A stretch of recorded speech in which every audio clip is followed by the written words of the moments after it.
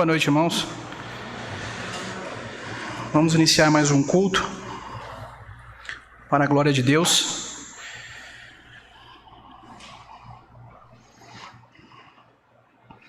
Nós vamos iniciar abrindo nossas Bíblias no livro de Lamentações, capítulo 3, versículos 22 a 24. Lamentações, capítulo 3, versículos 22 a 24.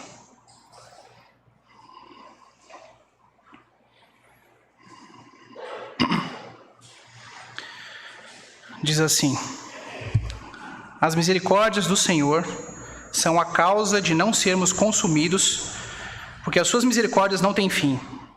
Renovam-se cada manhã. Grande é a tua fidelidade. A minha porção é o Senhor. Diz a minha alma, portanto, esperarei nele. Irmãos, nós vamos orar nesse momento. Eu peço que, mesmo assentados, nós baixemos nossas frontes. Vamos entrar na presença de Deus. Senhor, nosso Deus e Pai, nós queremos, Pai, primeiramente lhe agradecer, porque o Senhor é bom o tempo todo, Senhor. Mais uma vez, o Senhor nos trouxe à sua casa, o Senhor nos deu um dia bom, o Senhor tem nos preservado com saúde e dentro dos seus caminhos, ó Pai. Nós queremos pedir nesse momento, ó Pai, perdão pelos nossos pecados e também, Senhor, que o Senhor esteja conosco nesse momento, nesses atos de adoração, Senhor, a Ti, que o Senhor nos aceite, que seja agradável a Ti, ó Pai, que o Senhor possa, Pai Santo, através do Espírito Santo, nos deixar cheios, Pai Santo, que possamos falar da Tua palavra, assim como o Senhor nos ensina, Pai. Que o Senhor esteja com cada um nesse momento, nessa noite, não só com os que aqui estão, mas também com os que não puderam vir, com todos aqueles que congregam nesse momento em Seu nome, Pai. Pedimos tudo isso e agradecemos em nome de nosso Senhor Jesus. Amém. Nós vamos cantar um cântico nesse momento. Eu convido o Ministério de Louvor para vir à frente.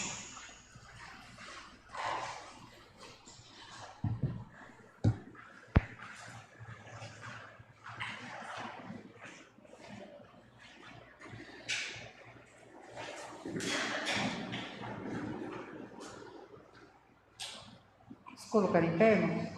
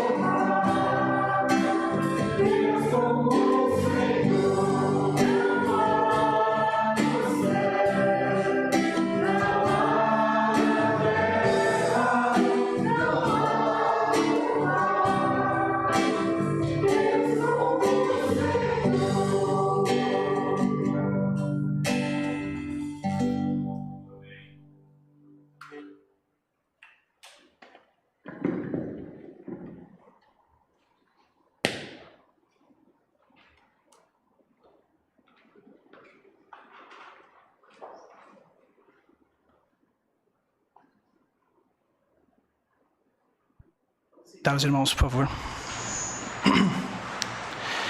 Nós vamos abrir nossas Bíblias novamente. Nesse momento no Novo Testamento, em Mateus, no capítulo 7, vamos ler dos versículos 13 a 14.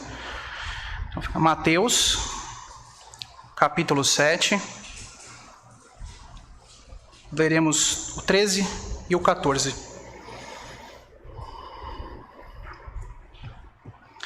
Diz o seguinte: Entrai pela porta estreita. Larga é a porta e espaçoso o caminho que conduz para a perdição. E são muitos os que entram por ela.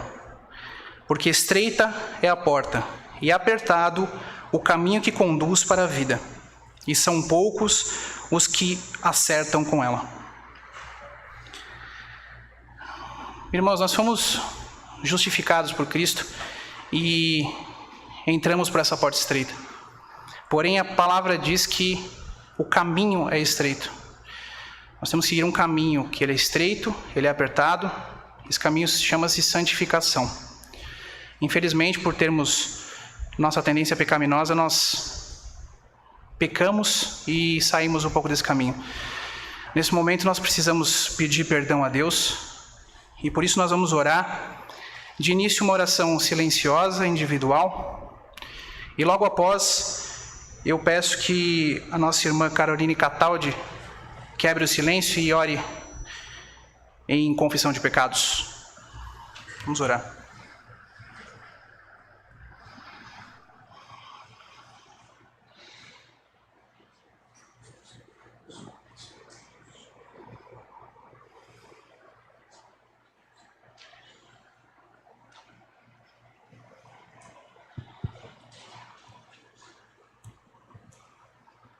Senhor, nosso Deus e eterno Pai, nós nos colocamos na Tua presença, reconhecendo a imensidão dos nossos pecados, Senhor, o quanto frequentemente andamos distante de Ti, o quanto não trazemos ao coração e à memória a Tua palavra em todo o tempo, o quanto não nos dedicamos em estudar ao Senhor, o quanto somos displicentes com a Tua obra, com a Tua casa, e o quanto falhamos no trato uns com os outros. Nós lhe pedimos perdão, Senhor, porque não professamos o seu nome para toda a terra como deveríamos. Nós pedimos perdão porque, embora tenhamos o melhor exemplo que é Cristo e conheçamos a Ele, Senhor, nós andamos distantes sempre do Teu querer. Nós pedimos que o Senhor nos perdoe e confiamos unicamente nos méritos do Teu Filho Jesus. Sabemos que por Teu infinito amor e misericórdia, o Senhor deu Teu Filho para a remissão dos nossos pecados. E por isso nós agradecemos, Senhor. Nós agradecemos por estarmos aqui em Tua presença e lhe pedimos por todos aqueles que não estão. Amém. Se por qualquer motivo de saúde, Senhor, ou preocupações ou atribulações, que o Senhor esteja com eles. Se for, Senhor, por fraqueza espiritual, que o Senhor os perdoe também, Senhor. E os traga para mais perto de Ti. Que o Senhor nos abençoe ao longo dessa noite, que possamos dedicar a Ti o culto que lhe é devido. Que o Senhor olhe para nós, Senhor, através de Cristo, e que o Senhor nos capacite a sermos melhores, a nesse momento ouvirmos a Tua palavra e prestarmos louvor a Ti. É isso que nós lhe pedimos, Senhor, e mais uma vez lhe pedimos perdão pelos nossos pecados, em nome de Jesus. Amém. Amém.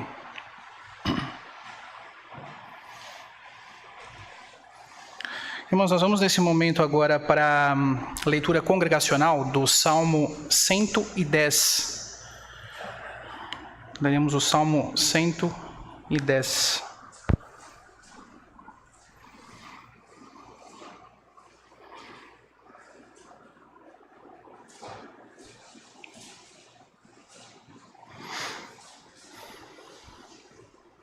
Eu lerei os versos ímpares e os irmãos lerão os versos pares. É isso? Que está aí? Então, Salmo de Davi. Disse o Senhor ao meu Senhor: assenta-te à minha direita, até que eu ponha os teus inimigos debaixo dos teus pés.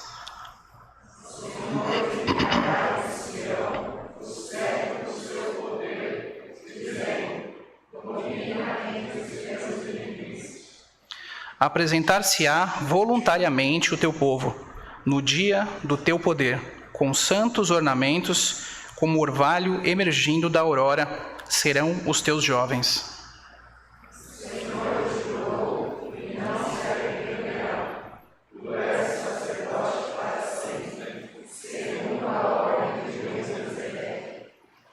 O Senhor, à tua direita, no dia da sua ira, esmagará os reis.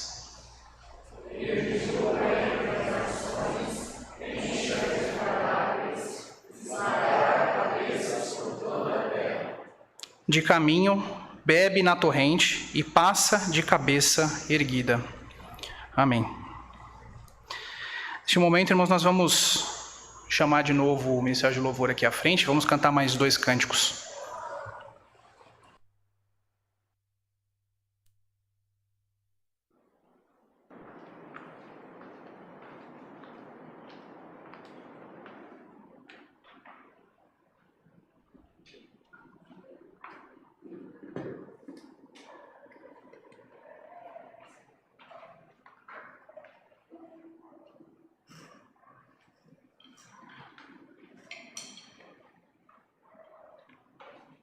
Vamos colocar mais uma vez o pé?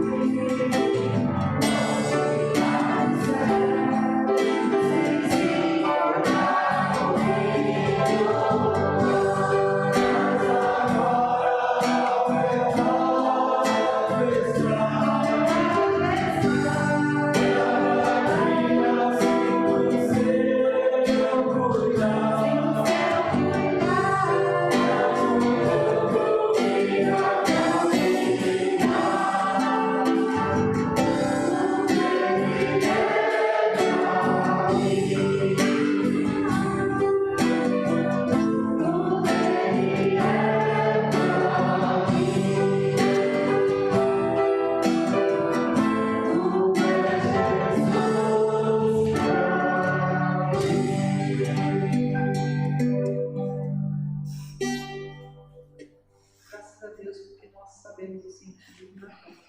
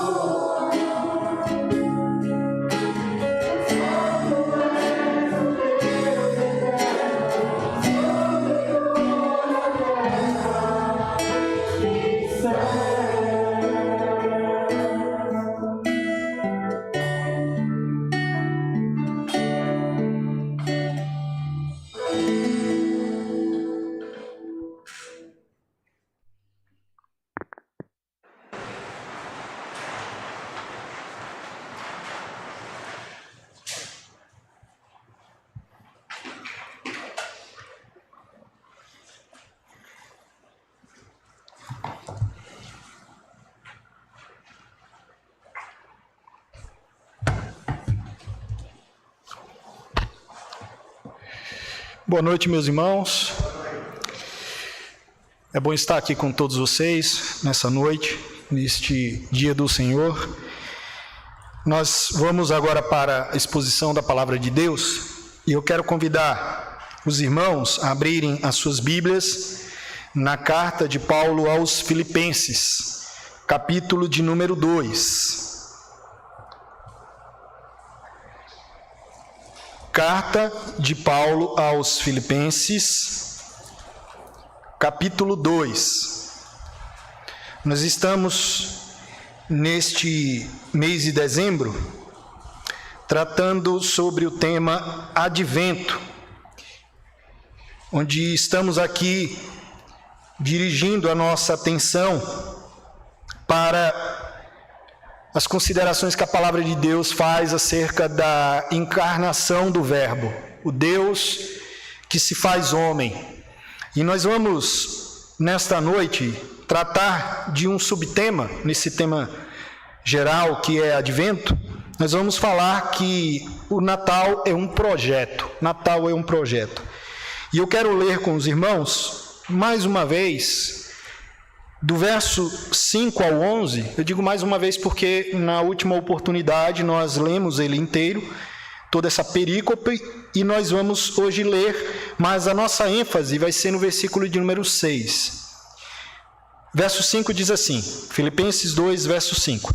Tende em vós o mesmo sentimento que houve também em Cristo Jesus, pois ele, subsistindo em forma de Deus, não julgou como usurpação o ser igual a Deus.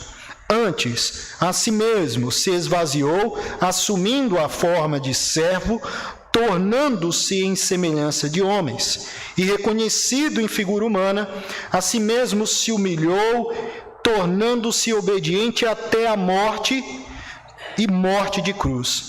Pelo que também Deus o exaltou sobremaneira e lhe deu o nome que está acima de todo nome, para que ao nome de Jesus se dobre todo joelho, nos céus, na terra e debaixo da terra, e toda língua confesse que Jesus Cristo é Senhor, para a glória de Deus Pai.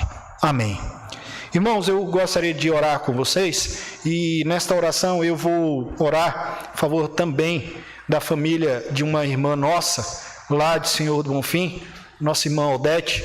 Ela, antes de vir para a igreja, o reverendo Renato me informou que ela faleceu. Ela não foi nada relacionado ao Covid, mas era uma irmã querida. Ela já vinha há alguns anos sofrendo com Alzheimer, e era uma pessoa muito doce, era uma pessoa maravilhosa. Camila conhecia ela também bem. Então, nós ficamos tristes, é uma irmã que se vai, está na glória, e nós vamos orar pela família dela também. Vamos orar, irmãos? Senhor Deus, nós estamos na Tua presença, mais uma vez em oração. Agora para te pedir, Pai, que o Senhor nos fale por meio da Tua palavra. Que o Senhor use essa palavra para corrigir os nossos caminhos, para direcionar a nossa mente ao Teu Filho Jesus. Mas também, Pai, nós suplicamos em favor da família da nossa irmã Odete. Obrigado a Deus por todos os anos de vida que ela passou entre nós. Os irmãos da segunda igreja não conheciam ela, mas tenho certeza que na glória conhecerão. E nós que a conhecemos, tivemos o privilégio de experimentar a sua alegria, a sua fidelidade a Deus, a sua amabilidade, o seu amor para com os irmãos. Senhor Deus, cuida da família daquela irmã, que o Senhor traga paz, tranquilidade, a paz que excede todo o entendimento, que só pode vir de Ti. Consola aquela igreja, Pai, que perde uma irmã. Obrigado, Deus, por tudo, é em nome de Jesus que nós suplicamos por isso. Amém. Irmãos, como eu disse, o tema da mensagem de hoje é Natal, um projeto. Na noite de hoje, irmãos, como eu disse, nós vamos continuar essa série de mensagens falando aí sobre o Advento, e nós explicamos na última oportunidade em que eu preguei, há 2 semanas atrás, que Paulo ele usa esse trecho aqui esse trecho da carta escrita aos Filipenses para transmitir uma canção, um hino, que era muito conhecido daqueles crentes, que era conhecido também, né, depois veio ser conhecido bastante como Carmen Christi, ou um hino para Cristo. E era um hino que era muito cantado entre as igrejas ali do primeiro século.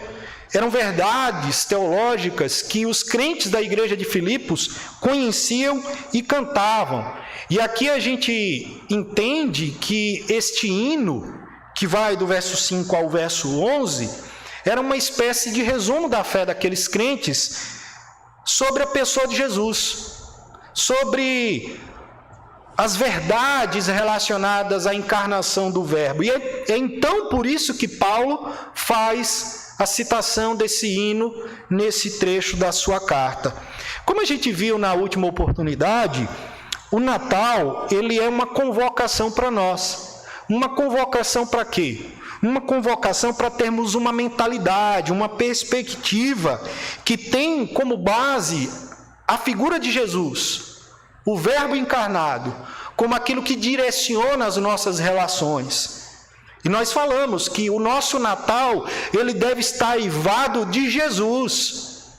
Eu sei que existem muitas coisas relacionadas ao Natal que são encantadoras. A gente citou as canções, o clima, o encontro de família, a comida, a igreja.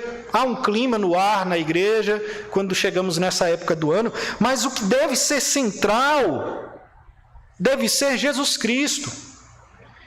Então Paulo está preocupado em colocar aqui Cristo Jesus como o centro da nossa perspectiva em tudo, inclusive, pasmem, sobre o Natal.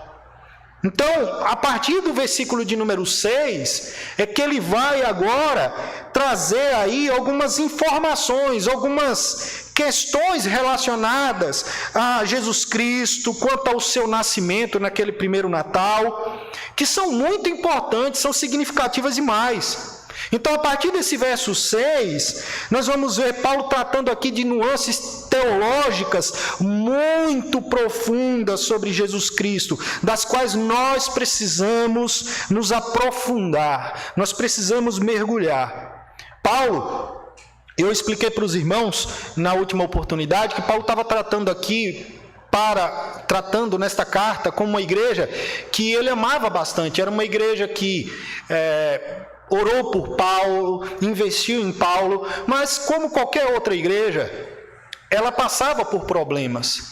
Era uma igreja que passava por dificuldades, e a gente citou que havia ali alguns conflitos internos que Paulo vem tratar também nessa carta. A gente citou o caso ali daquelas duas irmãs, Evódia e Sintique, que nós vemos ali registrados os nomes ali no capítulo 4, em que Paulo chama elas a terem uma mente que estivesse concordando, que estivesse unida. Então ele coloca Jesus Cristo como centro dessa união.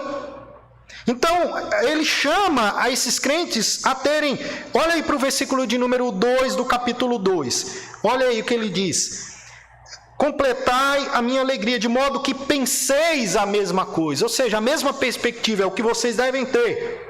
Tenhais o mesmo amor, sejais unidos de alma, tendo o mesmo sentimento. Aí no verso 3 ele diz: não faça nada por partidarismo ou vanglória. Então ele quer tirar do meio da igreja esses sentimentos que causam desunião, que causam conflito. E aí no final do verso 3 ele diz: considerando cada um os outros superiores a si mesmo. Ou seja, nós temos que ter Jesus Cristo como padrão e vivenciar isso na prática. Quem sabe nessa época do Natal isso seja ativado em nós, isso queime no nosso íntimo para que isso seja vivido. Essa é a mentalidade que Paulo quer que nós tenhamos. Mas é interessante notar a maneira que Paulo ele impõe aí essa força dessa exortação a uma mente renovada. Ele está enfatizando isso, por isso que ele usa o mesmo termo várias vezes na sua carta. Ele está chamando a atenção. E essa exortação não está fundamentada em questões abstratas ou apenas em ideias. Ele está falando sobre algo central, em verdades teológicas centrais.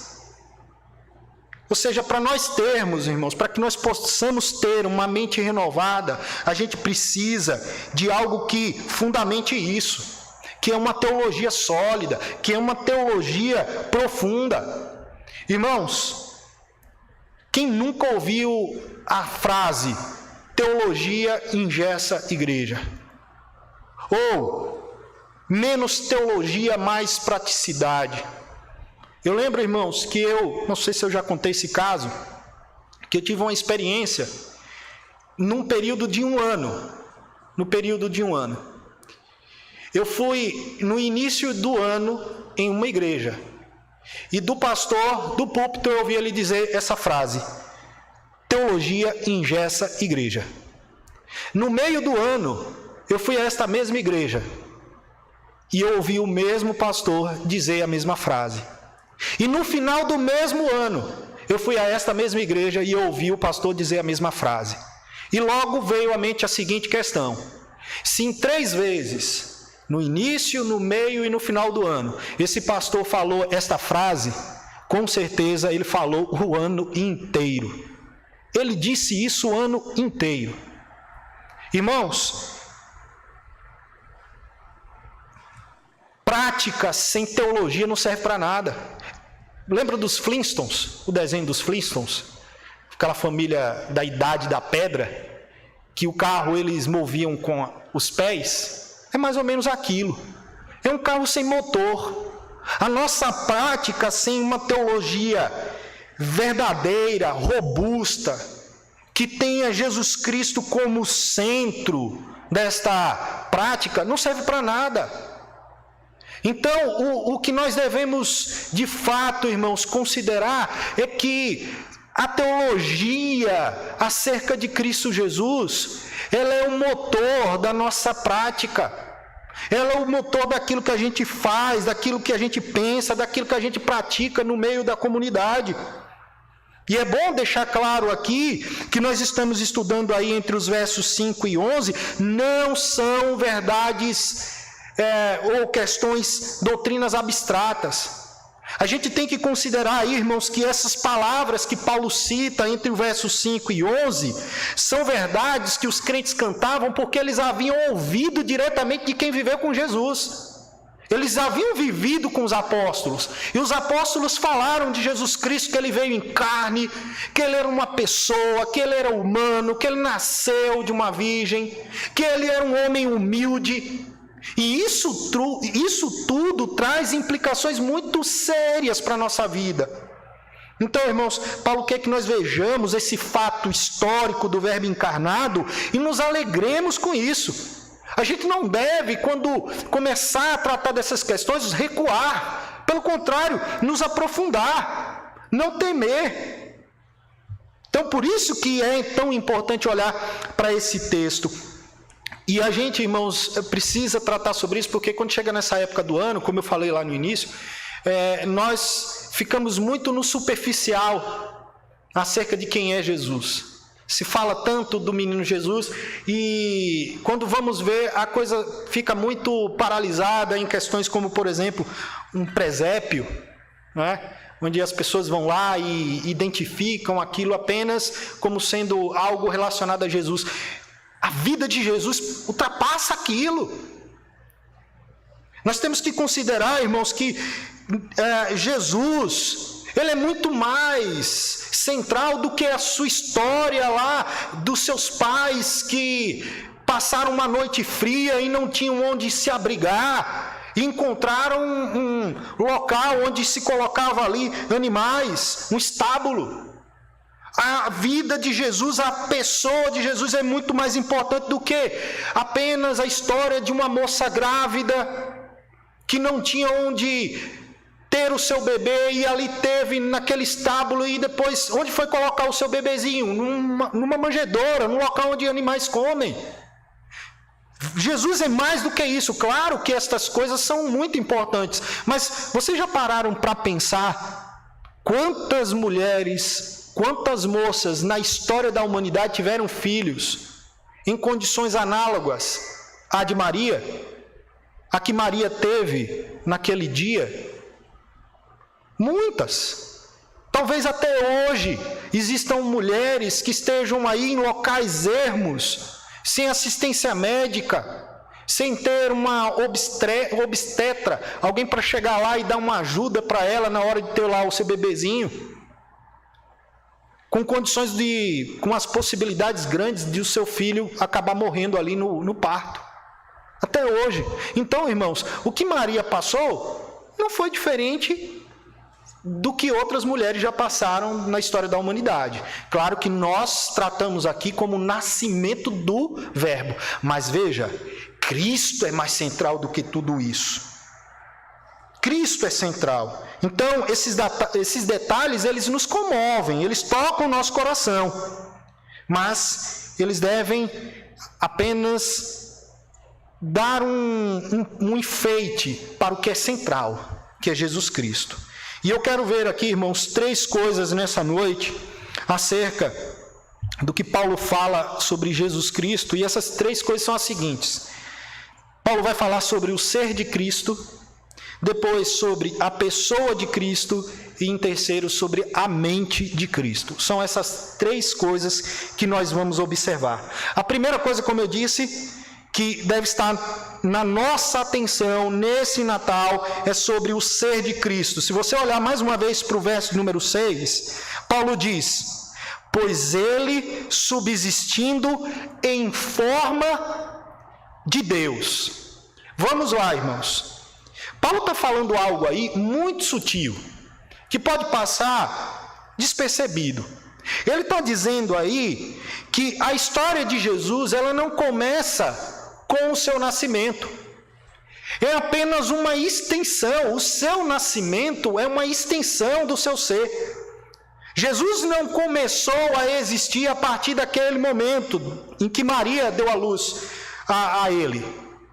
Na verdade, Paulo está dizendo que Jesus já existia na forma de Deus antes de nascer. E quando a gente olha aí para esse termo que Paulo usa, o verso número 6, ele diz: na forma, subsistindo em forma. Esse termo aqui é o termo grego morfe, a palavra morfe, que é a palavra grega que Paulo usa, que dá até origem para algumas palavras da nossa língua portuguesa, como, por exemplo, metamorfose, morfologia. São palavras que a gente usa, que tem origem lá na língua grega. Mas é interessante que quando a gente usa essa palavra na nossa língua, muitas vezes ela não dá o sentido que Paulo dá aqui. Por exemplo, mês passado a gente teve aquele período de eleições, né, aquelas campanhas, e aí você vê lá que tem o candidato que ele vai lá, faz aquela campanha, é a forma, né, ele se arruma, ele se pinta, ele usa uma máscara de um semideus. Mas a gente sabe que muitos deles, o que há por trás, são interesses escusos, mentirosos, falsos. Então é aquela ideia, só tem a forma, mas não tem conteúdo. Mas quando Paulo atribui a palavra morfe, que é a palavra forma, que é apresentada aqui no verso de número 6, ele não está dizendo que Jesus parecia com Deus, que você só estava vendo ali a capa, que você está vendo ali só a máscara. Não, irmãos, ele está dizendo que Jesus de fato não apenas parecia, mas ele de fato era Deus.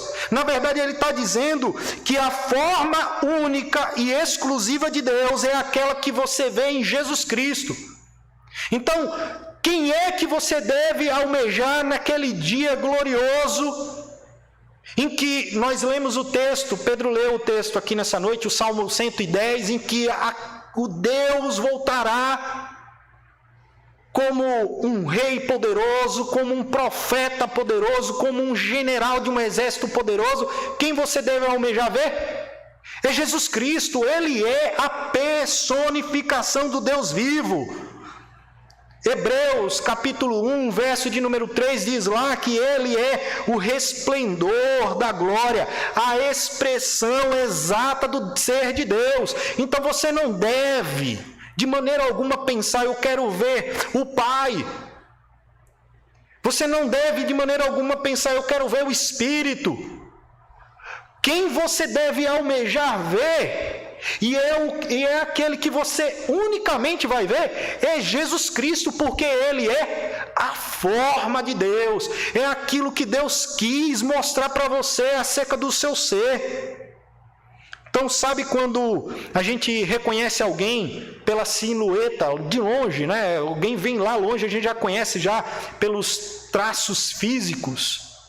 Pois é Jesus, na questão de Deus. Quando a gente vê Cristo, Jesus, a gente deve dizer, estamos vendo Deus. Não precisamos mais de nada.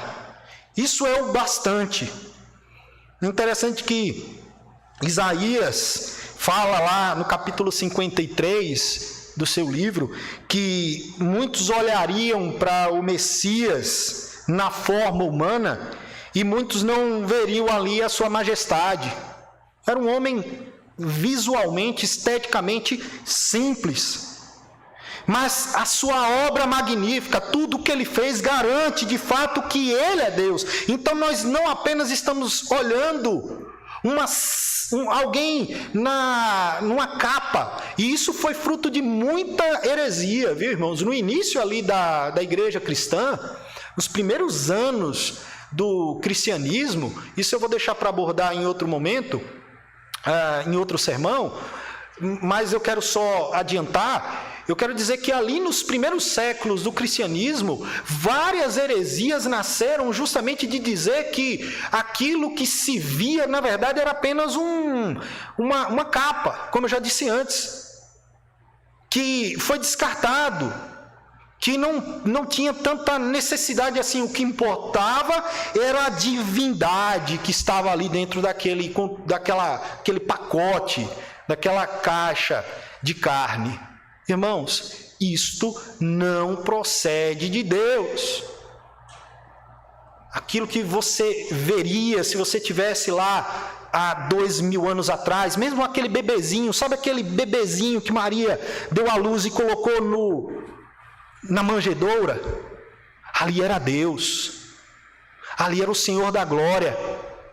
Os anjos, quando Jesus nasceu naquela noite, os pastores viram os anjos cantando para ele, não para a divindade que estava por trás daquela criancinha, não, mas para aquela criança na sua totalidade.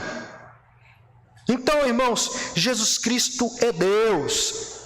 A divindade não é alguma coisa, outro ser distinto daquilo que se veria ali há 2000 anos atrás. Deus é Cristo, Cristo é Deus e ponto. Não há outra divindade além de Jesus Cristo. Ele é o único Deus que existe. Ele está na forma de Deus. É isto que Paulo quer nos ensinar claramente no texto, que o ser de Cristo é o próprio Deus. Então essa é a primeira coisa que eu queria deixar nessa noite, irmãos. É isso que deve guiar o nosso coração nesse Natal. Quando pensarmos acerca de Jesus, não pensemos apenas em uma criancinha, mas ali é Deus, o Senhor da glória. Então a primeira coisa que vimos foi acerca do ser de Cristo. Segunda coisa que eu quero deixar para os irmãos nessa noite, que o texto nos mostra, ainda o verso número 6, é sobre a pessoa de Cristo. Nesse Natal nós temos que focar na pessoa de Cristo. Irmãos, eu vou dizer, o que nós vamos observar agora precisa de muita atenção, porque nós vamos falar sobre a Trindade. E a Trindade, irmãos, muitos teólogos afirmam que é a doutrina cristã mais atacada em todos os tempos. É a doutrina cristã mais atacada em todos os tempos. Mas por que ela é a mais atacada? Porque ela é muito complexa. Então a nossa mente, contaminada pelo pecado, tão limitada, ela não consegue entender a complexidade da doutrina da Trindade. Então, por isso que alguns se espreitam, se aproveitando da complexidade da doutrina, que é bíblica, como nós veremos, para introduzir conceitos equivocados, para dizer no mínimo. Mais uma vez o verso 6 diz: pois ele, subsistindo em forma de Deus, não julgou como usurpação o ser igual a Deus. O que Paulo está dizendo, irmãos, é que Jesus Cristo, mesmo sendo Deus, ele tem uma personalidade. Há uma personalidade. Ele é Deus, mas tem uma personalidade individual. A doutrina bíblica, apostólica da Trindade nos ensina que o Pai é Deus, vamos só lembrar, que o Pai é Deus, que o Filho é Deus e que o Espírito Santo é Deus, mas que ao mesmo tempo os três são um mesmo Deus. O nosso breve catecismo, ele diz assim: há três pessoas na Trindade, o Pai e o Filho e o Espírito Santo, e esses três são um, o mesmo em substância, iguais em poder e glória. Eu quero que vocês deem atenção aqui, irmãos, para o fato de que a palavra de Deus destaca que Jesus Cristo, ele tem uma personalidade, ele é individual na sua pessoa, na sua figura. A divindade é numericamente uma, mas não são três deuses. Mas, no entanto, como um ser divino, ele existe em três pessoas iguais, eternas e distintas. Você vai dizer assim: pastor, o senhor está me dando um nó na cabeça. Eu sei que é complexo, mas eu quero que nós lembremos: ele não é às vezes o Pai, no caso Deus, ele não é às vezes o Pai, ou às vezes o Filho, ou às vezes o Espírito Santo. Ele é ao mesmo tempo o Pai, o Filho e o Espírito, distintamente, simultaneamente e eternamente. Por favor, abre Evangelho de João, capítulo 1, versículo 1. Evangelho de João, capítulo 1, versículo 1. João diz, na introdução do seu Evangelho: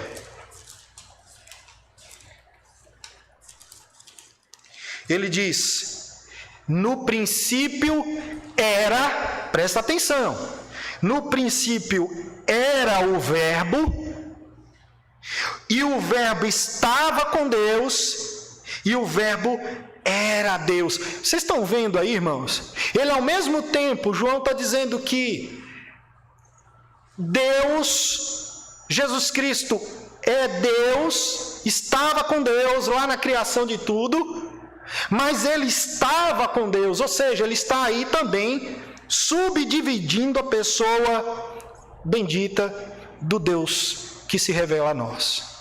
Mais uma vez, irmãos, é uma doutrina complexa que dá um nó. Eu também digo que é difícil entendê-la. Nós precisamos estudá-la, por isso que nós precisamos sempre falar dela, mesmo em momentos como esse, onde nós estamos aqui num culto, num sermão, onde muitos, não é o caso, eu espero, dessa comunidade da nossa igreja, mas dadas as situações aí que se encontram muitas igrejas em que a pregação é basicamente um momento de fazer com que o ego dos homens se sintam mais elevados.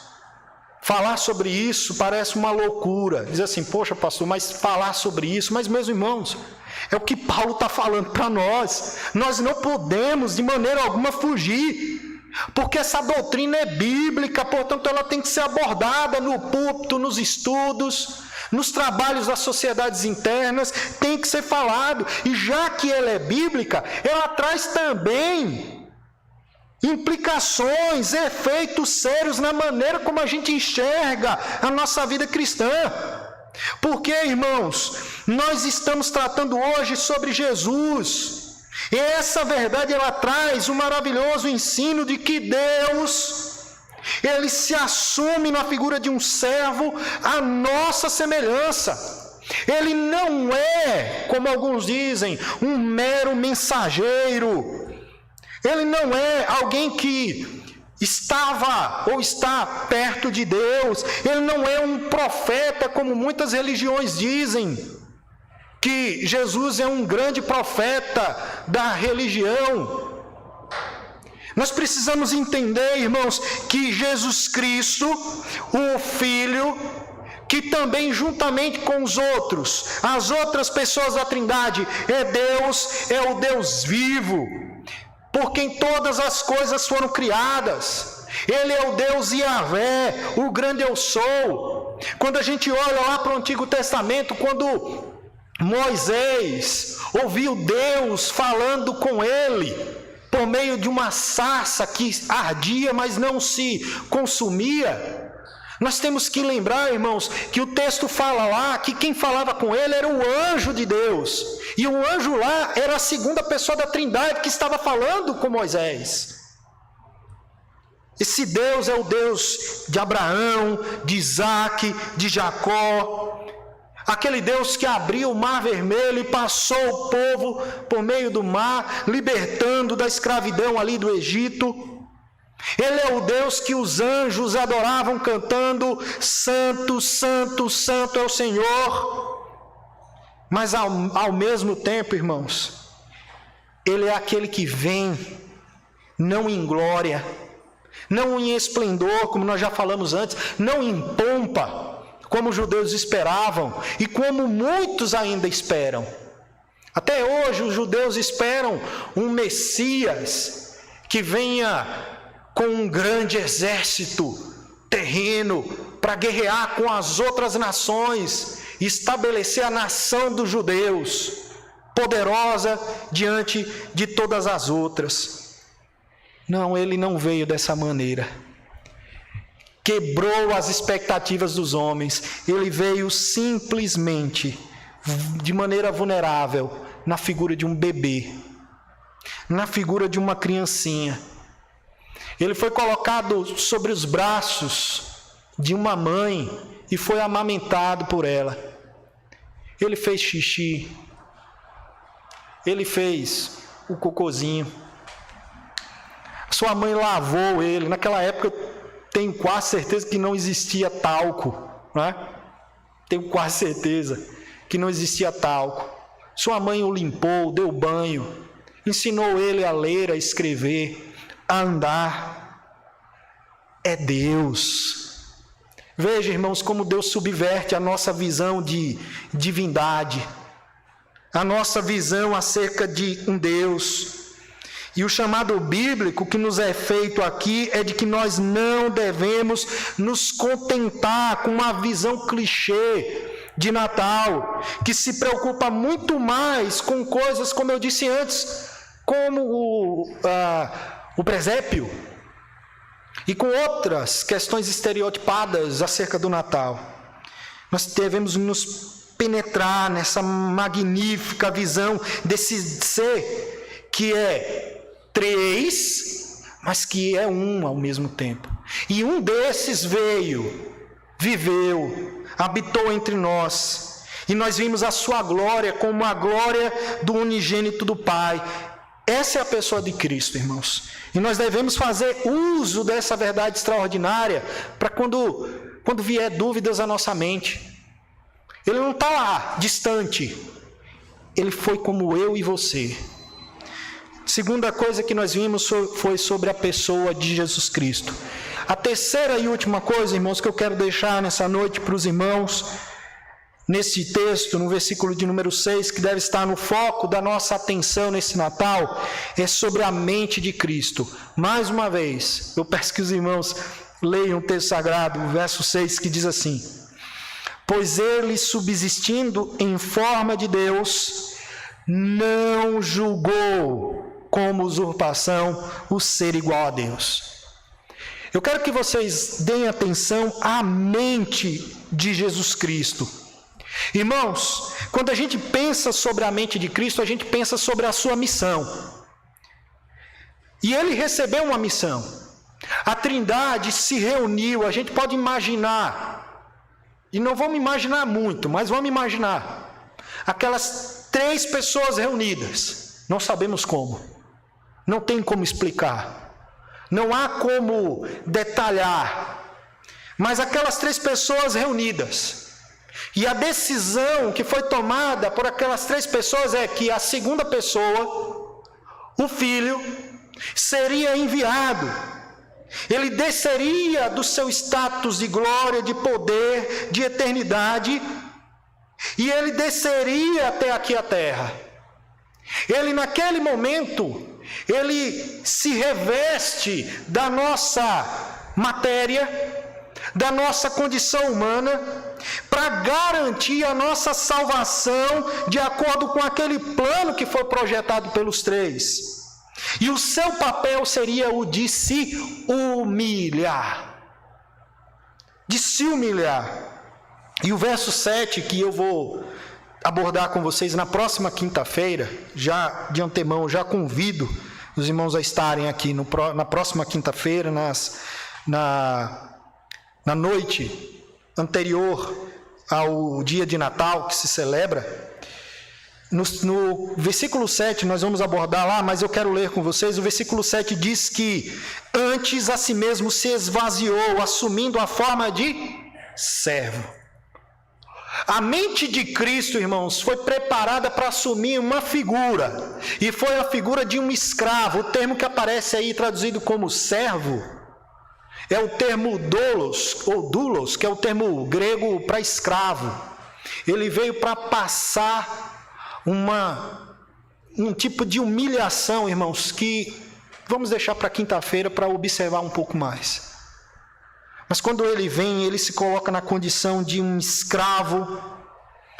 Ele, como criador de tudo, deveria obedecer a todos os ditames da própria lei que ele havia estabelecido, e até, inclusive, morrer pela condenação que a sua própria lei havia determinado. Ele deveria também. E nesse papel, irmãos, a sua mente estava focada. Ele não quebrou o projeto. E ele não poderia quebrar, porque ele havia acordado com ele mesmo, com o próprio Deus. A missão para a qual ele foi enviado, irmãos, implicava que o Criador vivesse no mundo como uma criatura, passasse por rejeição, vergonha, humilhação. Ele seria brutalizado, espancado, desprezado, rejeitado pelos homens.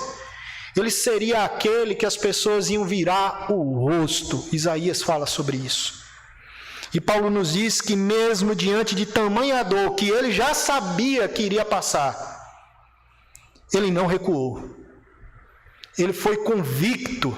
A mente de Jesus estava preparada para o escárnio. Ele não teve medo de abraçar a missão para a qual ele foi enviado. Ele não temeu perder a divindade diante da terrível morte, numa maldita cruz.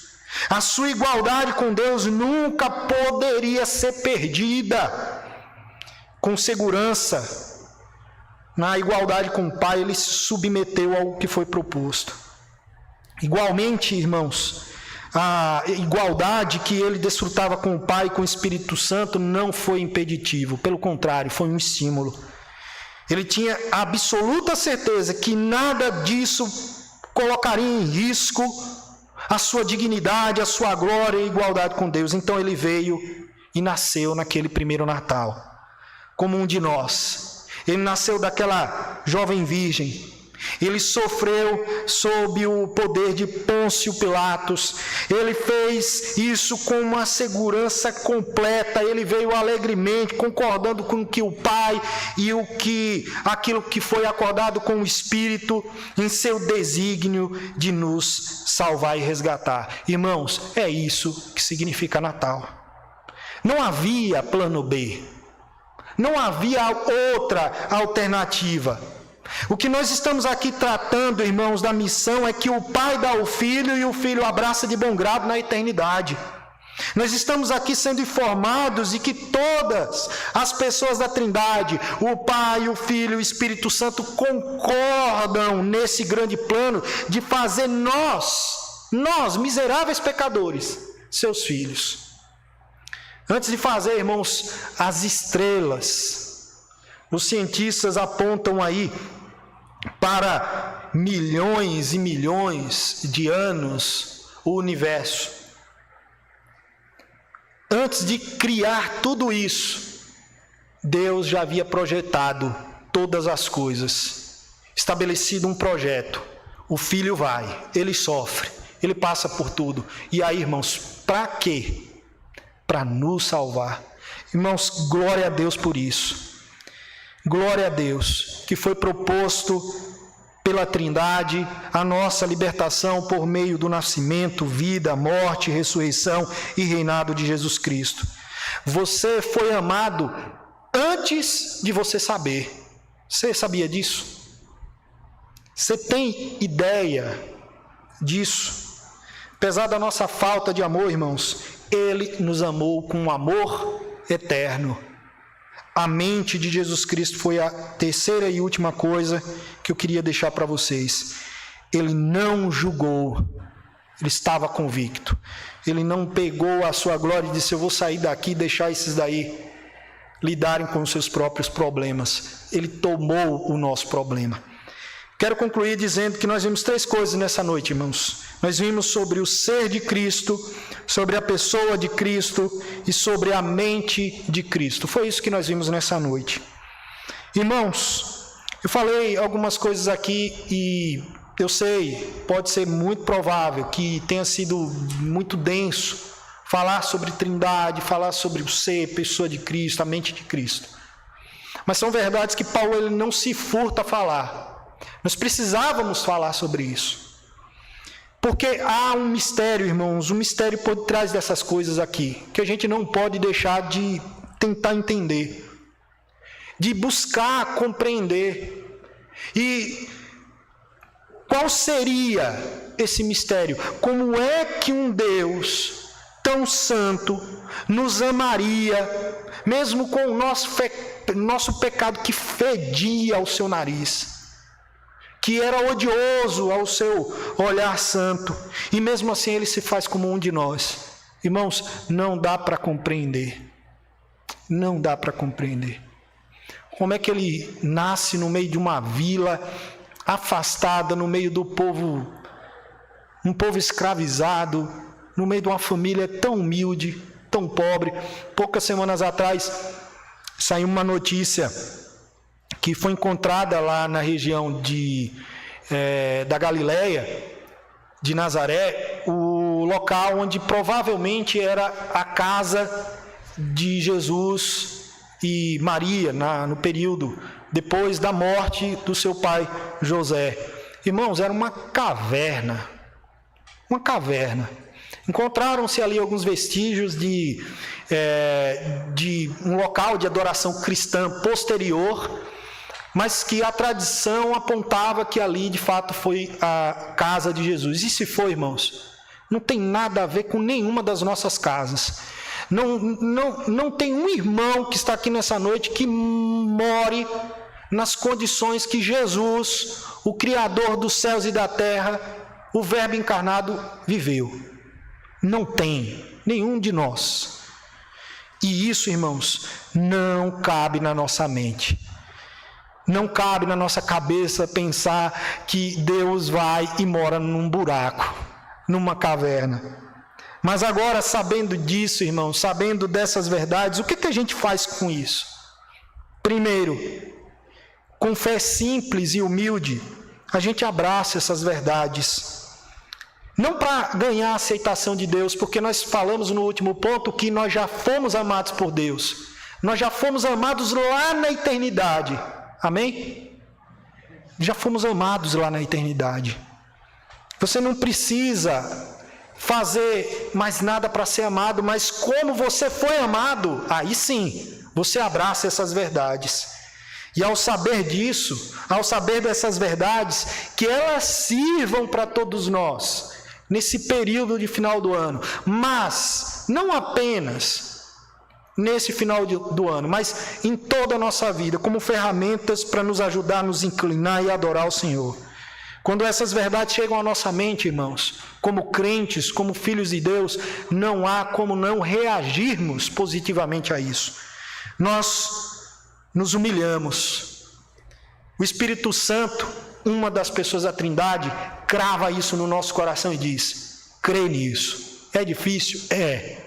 Mas um dia vai haver um momento que você não vai ter mais nenhuma dúvida, porque você vai estar diante do Verbo encarnado, com o seu corpo glorificado, o seu e o dele. Curve-se e adore o Pai. Curve-se e adore o Filho. Curve-se e adore o Espírito Santo. Mas lembre, o Verbo encarnou.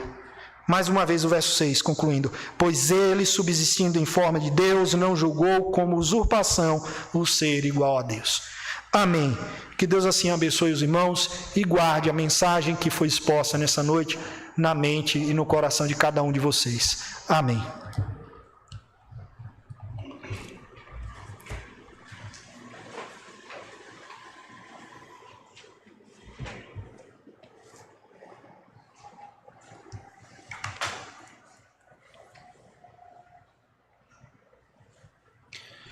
Bom, irmãos, vamos passar para o encerramento desse culto. Nós vamos cantar um hino nesse momento. O hino de número 235 chama-se O Anjo da Paz. Hino 235.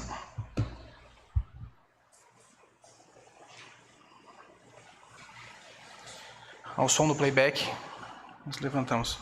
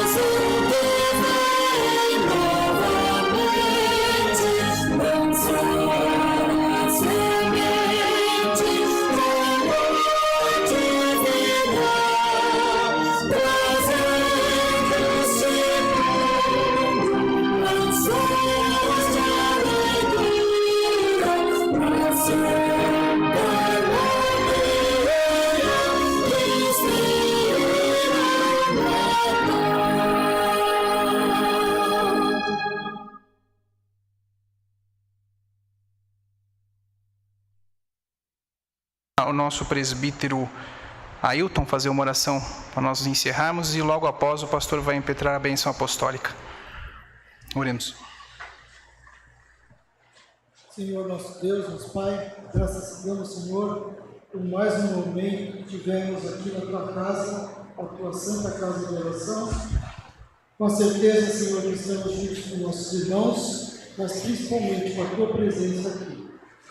Muito obrigado, Senhor, porque tu nos protegesses essa semana, livrando-nos do mal e trazendo, Senhor, nos nossos corações a vontade, Senhor, de te louvar na tua casa.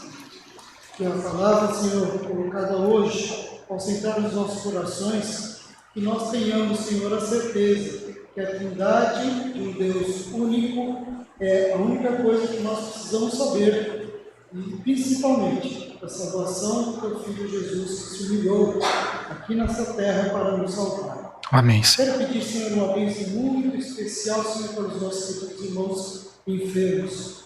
Todos aqueles que estão listados, Senhor, e não lembro todos agora, eu gostaria, Senhor, que estivesse nesse instante visitando-os, os seus leitos de dor, os seus leitos de cansaço. Abençoe, Senhor, o nosso querido reverendo Jubal. Amém, Senhor pelas Deus. pequenas melhoras, mas que ele em breve, Senhor, possa estar livre, Senhor, daquele incômodo entubamento que ele está. Amém, ele Pai. possa voltar para a sua casa, para a sua igreja, para os seus filhos e seus pais. Amém, para a Pai. alegria de todos. Abençoe, Senhor, a todos, a do Miguel, que completou um ano de vida, e aqueles também, Senhor, que estão muito doentes. Fique, Senhor, conosco, nos dê, Senhor, uma boa semana com paz, tranquilidade, amor e principalmente com a vontade de estarmos aqui na quinta-feira para te louvar. Amém, Porque Pai. é um dia especial. Não necessariamente foi esse dia, o dia do nascimento do nosso Senhor, mas nós comemoramos para que nós tenhamos um dia apropriado para entregar, Senhor, as nossas vidas cada dia mais nas tuas mãos. Amém. Obrigado por tudo, obrigado pela mensagem, obrigado, Senhor, pelos nossos queridos onde quer que estejam, e protege-nos, Senhor, e volta para os nossos lares, é o que lhe peço em nome de Jesus. Amém. Amém. Recebam a bênção, meus amados irmãos, que a graça do nosso Senhor e Salvador Jesus Cristo, que a bênção do Pai eterno e que a paz do Espírito Santo estejam hoje por sobre vós e para todo sempre. Amém.